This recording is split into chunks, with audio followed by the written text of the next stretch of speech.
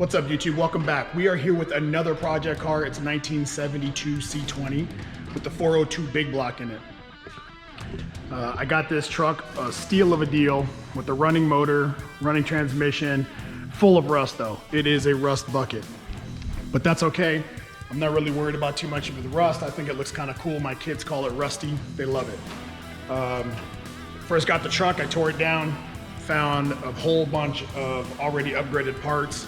ARP head bolts, comp cams rockers, comp cam push rods. It had a really small cam in it. It was for towing. It was horrible, had no power. So I already swapped out the cam.